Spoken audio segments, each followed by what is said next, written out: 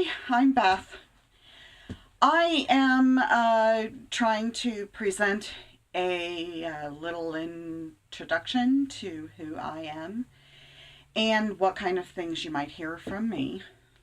Anyway, I am a mother of 4 to start with. These are my children as they were younger, but I have 4 children.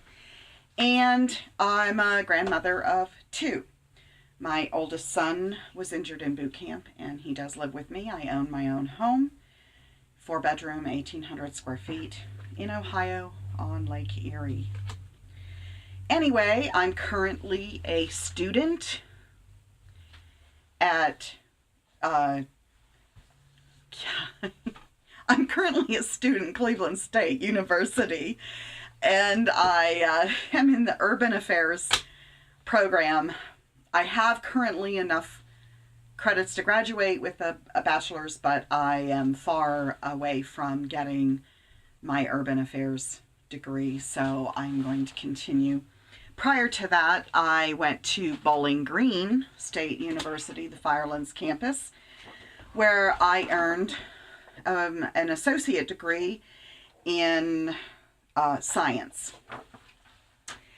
And prior to that, many years, I am considered a non-traditional student because obviously I am not right out of high school, and I actually got my first degree from Cuyahoga Community College, which is in Cleveland, because I lived in Euclid with my first husband, and that is in business with concentration in accounting, and it's also an associate degree. So I have 2 associate degrees, no bachelor's, but enough to graduate. I'm currently enrolled into economics courses, and I wanted to present this information about bioethics and the law because cloning is an issue today with the elite, and I wanted to talk about that a lot. I was raised a Christian woman, and I do study. I often use the Good News version. That's where my reference books are for.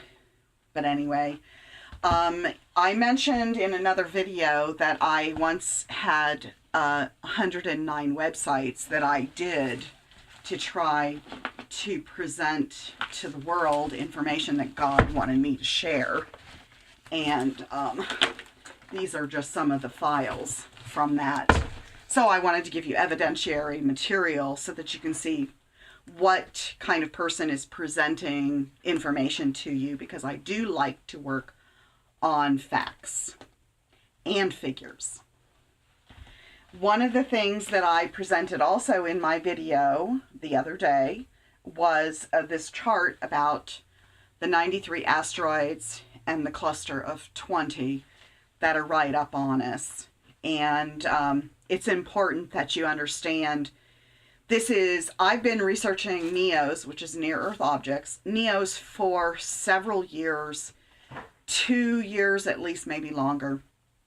And they're a serious threat to us, but more so right now because this amount of them I have never seen ever in all the times that I've looked. And it's either because NASA has been hiding it from us and it was not available to research, or it's because there's just that many of them now that were never there. And 32 of them were discovered in 2016 that's on this chart.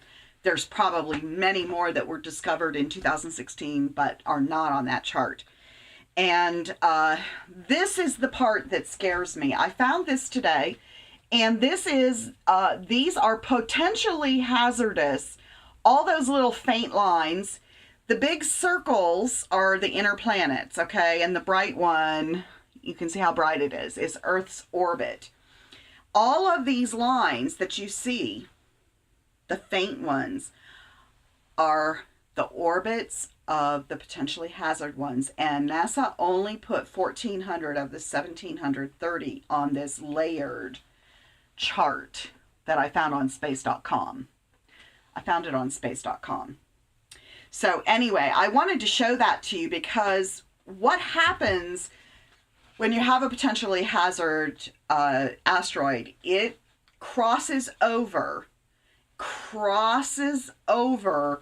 another planet orbit. The ones on here, I was originally counting just the ones that were crossing over Earth's orbit. I wasn't calculating ones that were going over other planet orbits. But when it crosses one orbit, it puts that much higher of a risk for potentially striking us and setting into motion something we don't want to have happen. But anyway, I wanted to just give you heads up on who I am, what kind of materials I'm going to be presenting to you, and my background on the facts that I'm going to give you are based on research, because that's what I do. Thank you for viewing, and hopefully we have internet. If any of these asteroids hit us, we may lose power, but we'll see. And good luck, everyone.